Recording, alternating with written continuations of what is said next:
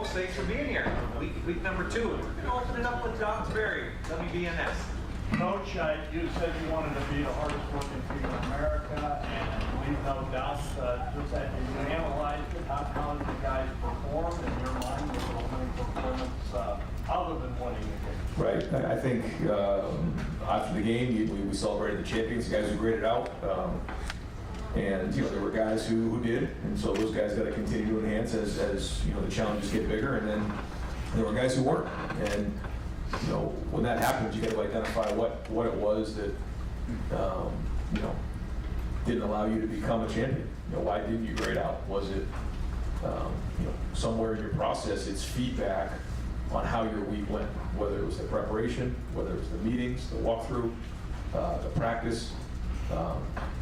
Where you were in terms of understanding the game, being in the moment, not getting caught up in the moment. There's a lot of things to identify what it was. And now in week 2, the guys who didn't, have to make those adjustments and grow.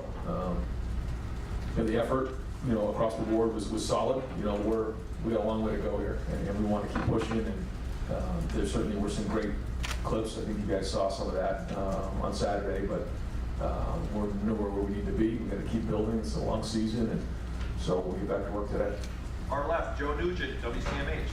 Do you have a feel on if Cody or Donovan might be returning this week? Yeah, they're day-to-day right now. We're going to see how today goes, but had a good weekend, and we're going to listen to day-to-day.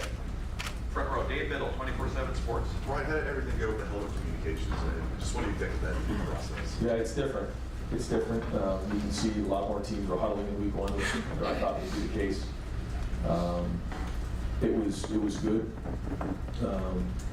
but there's still an element of the no huddle that everyone's using. So it's kind of a hybrid, I think, of some people using it and some people still signaling and doing those things based on who you're playing. But I think it's a great thing for college football, and we're all adapting. I thought it went well in week 1. Fourth row middle, Pat Murphy, 24/7 Sports. Ryan, after the game, you mentioned metrics that you guys want to hit for the playoff. I don't know if you've brought that up before. I don't know if you want to go into detail on what those are, but what are you looking at, and why is this year when you're kind of focusing on those type of things? Well, when you look at what the CFP looks at in terms of your ranking now, I think every little bit is going to matter.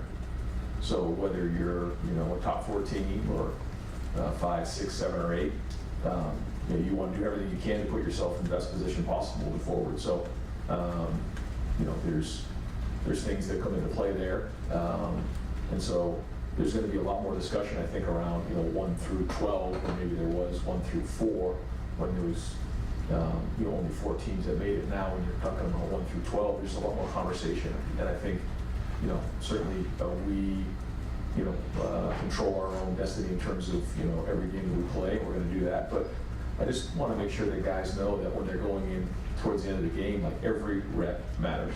Why? Well, here's an example of why. And so that's what we're going to approach every game.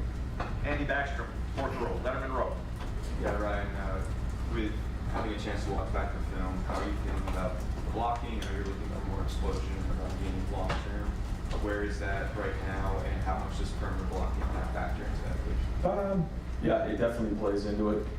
There was good snaps. There was some plays that we got to the perimeter. We didn't quite make that guy miss a couple times, and there was some other times where there was one in particular in the boundary, we pulled around. We didn't quite identify the backer that we had. There was a handful of things there.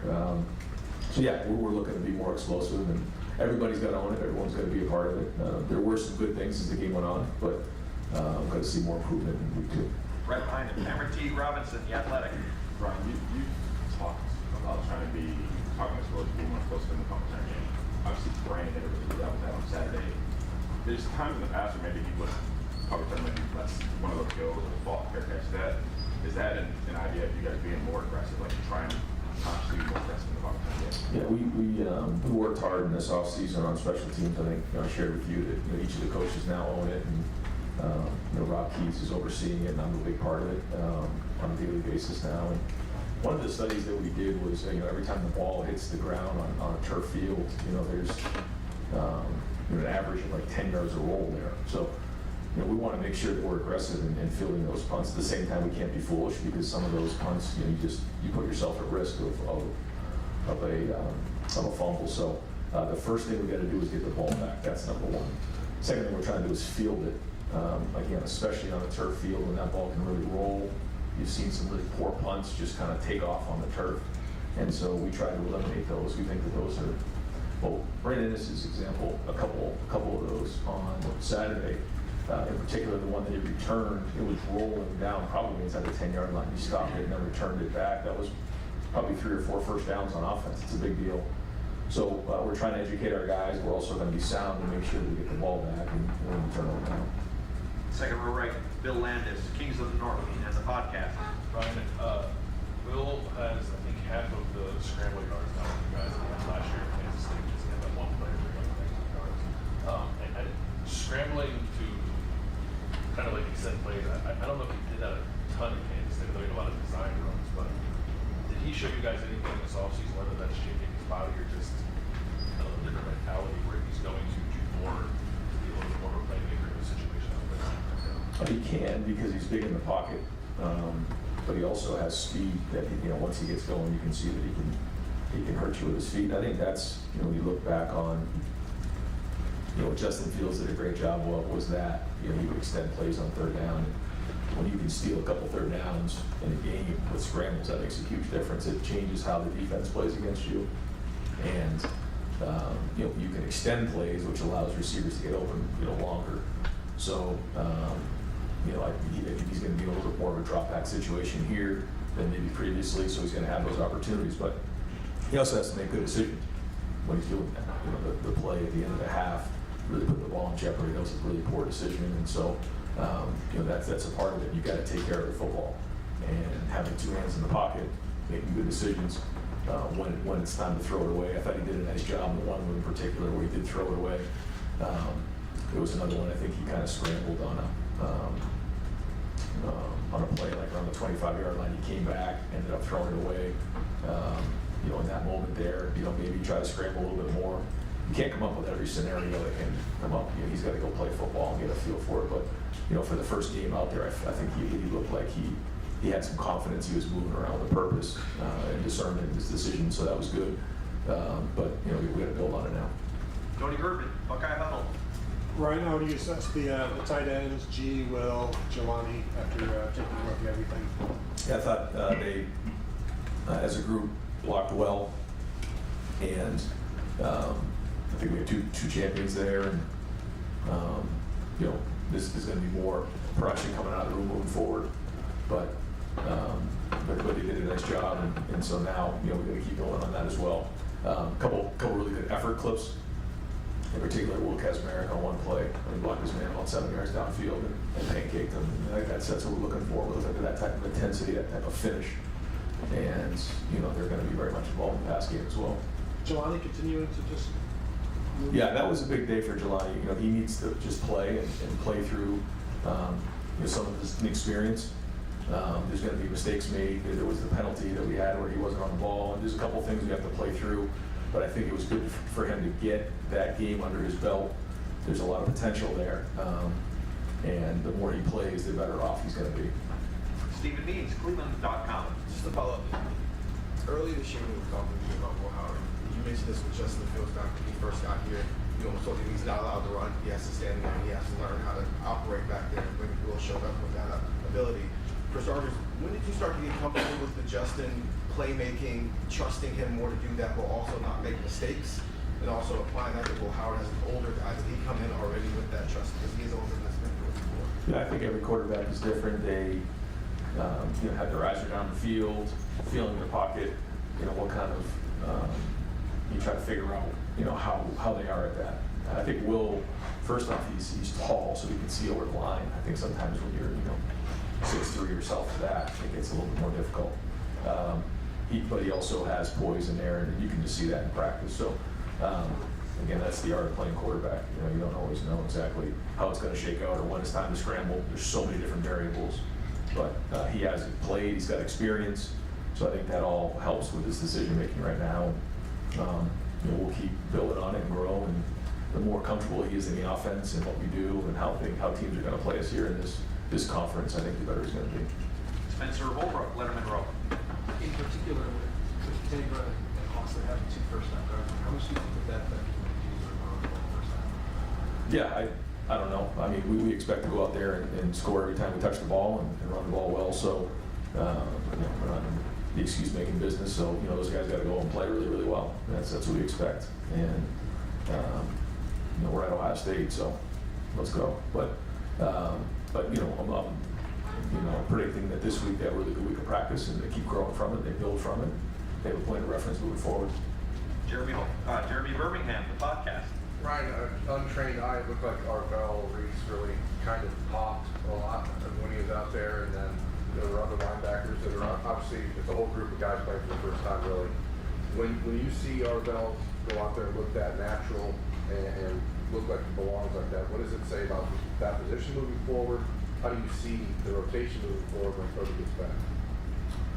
Well, the way that Arvell played, he deserves more reps, but I think it has to do with his preparation.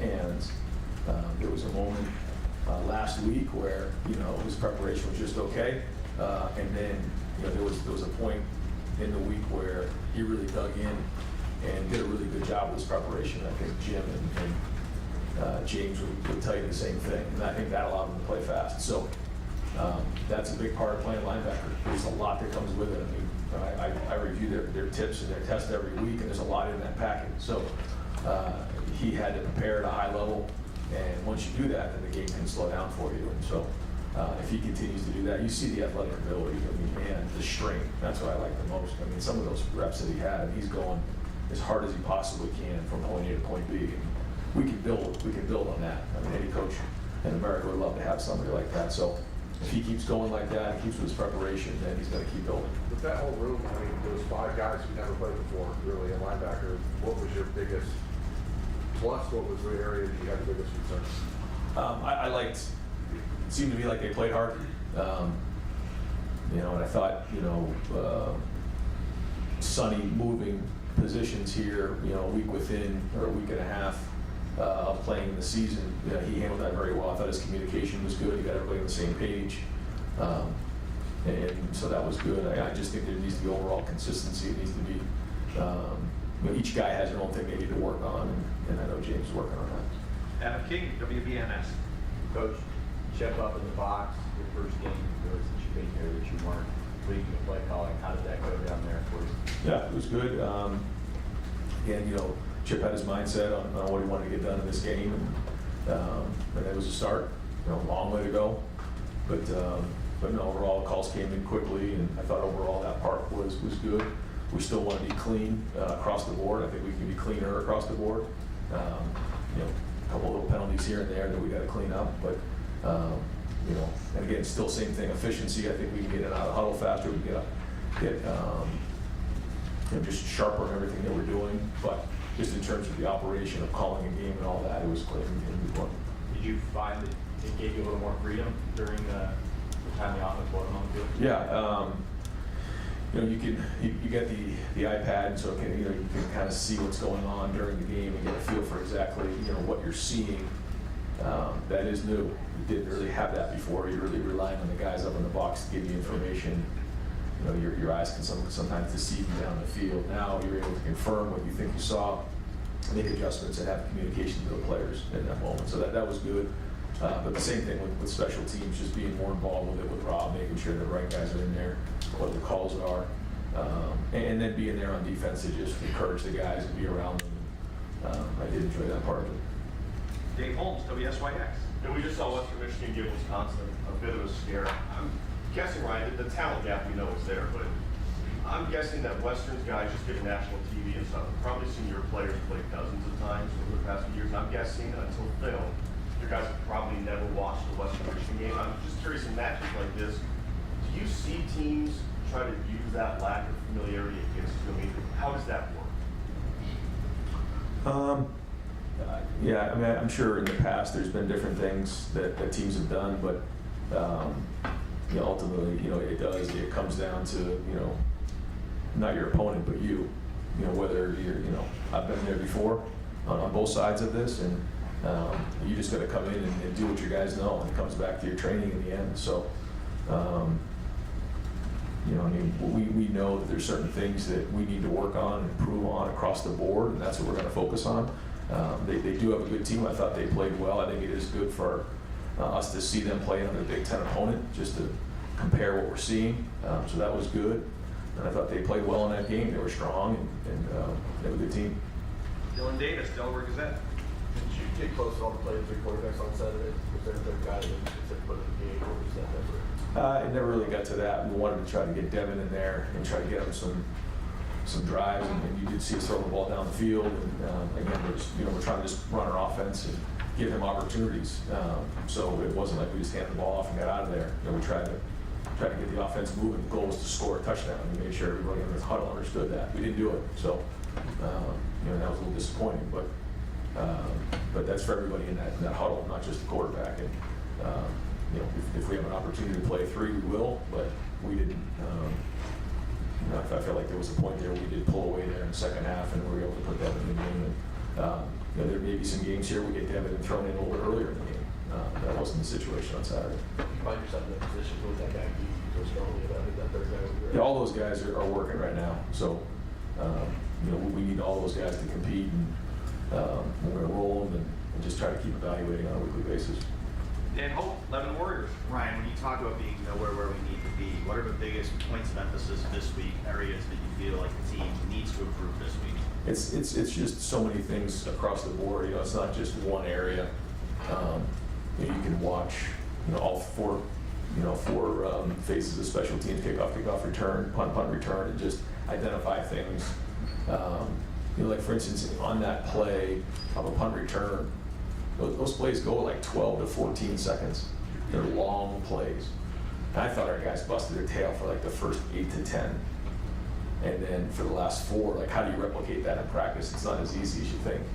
So like that's just one example. There are many other examples in special teams on offense and defense. Each guy has their things that they need to improve on. You go through the list of things. We go through that with the team. We watch the film on Sunday, and then we go. I'm not going to get into all the details of it, but just little things all across the board that we need to improve. And when you have a bunch of those things, it adds up. And we know where we need to be. And I think, the foundation hasn't been built yet. What we talked about, the preseason and how that foundation was being laid. Well, we're still building that up and trying to figure out, how the preseason translated to game one. Again, there's some assumptions that were made, like, hey, this guy's ready, this guy isn't, or, maybe this guy's a little bit better than we thought he was, or this technique is not near where it needs to be, or, maybe there's somebody in there who maybe thought they were in better shape than they were, and after about 20, 25 plays, their game started to fatigue, or maybe there's some guys in there who the stage was a little bit too big for them early on. They had to settle down. I mean, these are all the things, and without getting into the details of all the things that we talk about as a team, like those are the areas that we all have, and each player has their own things that they need to improve on, and then offense and defense are focusing on things as a group. Austin Moritz podcast. Ryan, what did you think of Austin Cyril specifically, and is there a possibility that even when Donovan comes back that he could be still in the mix in the interior? Yeah, I think so. He looked like a first-time starter in there who has some real potential, has power, has strength, and I think once he got his feet underneath him and started playing a little bit and flushed through everything, and he played decent. He didn't grade out a champion, but he wasn't that far off, so that was good. And so now, as we take the next step, you'll see him play this weekend, and how much will be dependent on how healthy Donnie is going into the game. But like you said, even if Donnie is healthy, you'd like to see him get in there and get some reps, because that was one of the positive things coming out, was that some of these guys got more reps than maybe they wouldn't have, or maybe they would have if we were a little bit more healthier, didn't have that virus go through. So that was good. But he needs to keep playing, and he is playing at starter level. But the expectation is that we do great out of champion. He's a little short in this one, but for the first start, there was some encouraging things. Joey Kaufman, Columbus Dispatch. And now that when you talk about Chip taking some of the on off your play, you mentioned sort of helping Sunday through Friday of the weekend and being more involved in other areas. What is your schedule? What was it like last week? Just in the lead up to games, are you with the meeting, just what's that all like? Yeah, still went very much involved with the offensive meetings and there. You know, very much involved with all the special teams meetings with the staff, with the players. You know, I meet with the defense on Sundays, and obviously there's staff meetings every day. And so, but then there's also just a little bit of time, especially before practice, where you know I get to kind of get my thoughts together. You know, I'm in my office and you know I can watch the opponent in all three phases and get my thoughts together on how I want to message the team. Maybe call a player in, have some one-on-one conversation there. Walk in the locker room, you know, get down the hallway and make sure that you know everybody's aligned across the building. You know, those type of things that you know when you're in there kind of on a day-to-day basis grinding on the film, sometimes they can get away from you. And on game days, how involved are you when sort of the headset? How often do you try and involve any sort of breakdown of that? Yeah, I mean the best way to describe it is you know you can probably just imagine you know Jim's calling it and Chip's calling it, and you know I'm kind of there having a conversation, you know, not getting in the way of you know what's being called, but just making sure they understand the situation, down the distance, time, you know, things that we're seeing down the field. You know, maybe if someone's got big eyes, or maybe someone you know is you know looks good, like we're rocking off the ball, or you know we got to get these guys going. Maybe they're you know there's a little lull, or whatever those things are. You're just trying to communicate that to both sides, and then understand situations. You know what's coming in a third down, making sure that you know everybody's involved in the sidelines. You know those type of things. Just you know game management. It was a weighty decision you feel good about weekend now. It's still early, yeah, I would say, but I think what it's allowed me to do, like we've talked about before, is just you know be more present with everybody, and so far it's been great to do, but still having you know say in what goes on you know in all three phases and you know every day. Stefan Kreisnick, Cleveland.com. Talk about the way Will has kind of grown this offseason from the spring to the fall, his understanding of the offense. Watching that first game, it seemed like it got more comfortable as the game went on as well. How do you feel kind of the communication, kind of the understanding between him and Chip has developed with you know, Will kind of knowing what Chip is trying to accomplish before the play calls even made? Yeah, I think it's good when you're you know near Will and the quarterbacks, and you can hear the voice in the helmet. You know, you realize that that's a different thing. I mean, to have a voice in your head while you're you know on the field is something to get used to. And so we worked hard on it in practice to get used to that. And you know that is a good sign when you know a play is called and you already know exactly what it is. The good news now is, you know, he can tell him why he called it. You know, you can give him little bits of information here and there. You can make sure that he understands the situation. He understands, you know, the down distance, or maybe give a tip to one of the guys in the huddle. So it's something new, but so far it's been good, and you know, it seems like they're you know gelling well. Bill Rabinowitz, Columbus Dispatch. Can you name one thing that was a pleasant surprise from Saturday, and maybe one thing that you didn't think would be an issue that would be an issue that is concerned? I mean, I think the punt return was better. You can see that. I would say that was good, and I was disappointed with the first kickoff return. I thought we had an opportunity to pop that, and you know, we did not execute that well enough, and so ultimately that's on the coaches. So that was disappointing for sure. You know, we'd like to get out to a faster start. You know, obviously, but was pleased how we came out in the second half, and really, you know, I think the second half was 35-3. I mean, that's what we're looking for. Thanks about the icon. How much of a difference does that really make? Having that access. Yeah, it's significant. You know, because everyone gets to really get real information and see it for exactly how it happened, and that doesn't happen up until you know we're able to have access to these. So. It really does help, and it really helps with the players, making sure that they see it and they're getting communicated on what they're dealing with. Take us home, Tim May. Let me roll. It's pretty fun. The thing that stood out, I was coming from behind and win, by the way, on Saturday.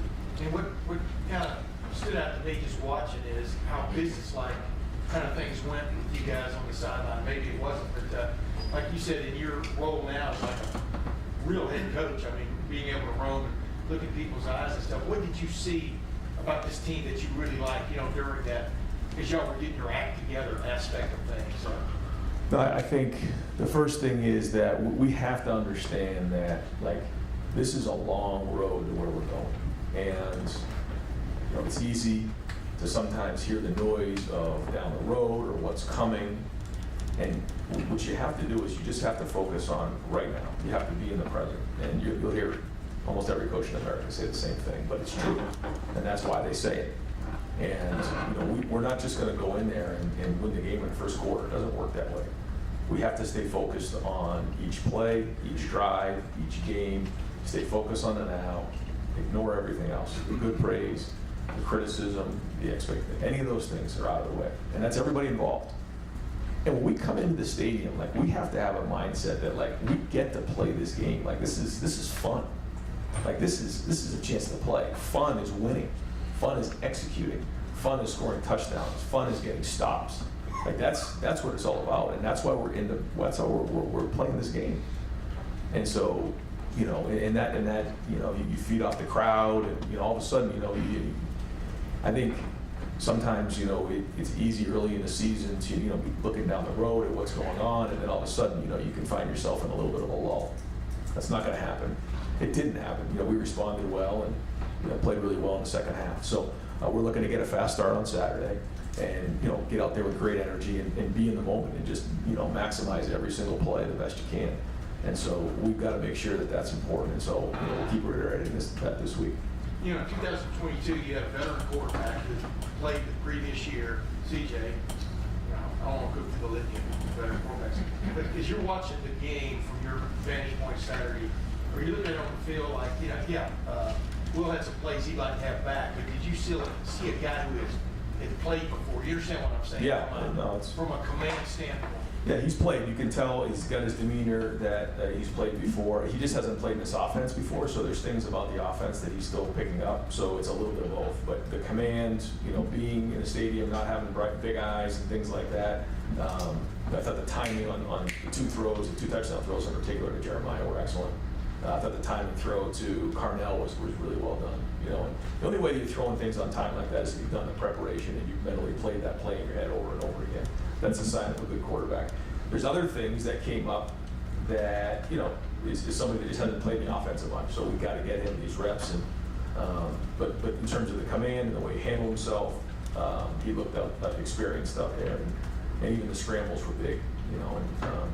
And we got to continue to take care of the ball, and that's the most important thing here. Coach, thank you very much.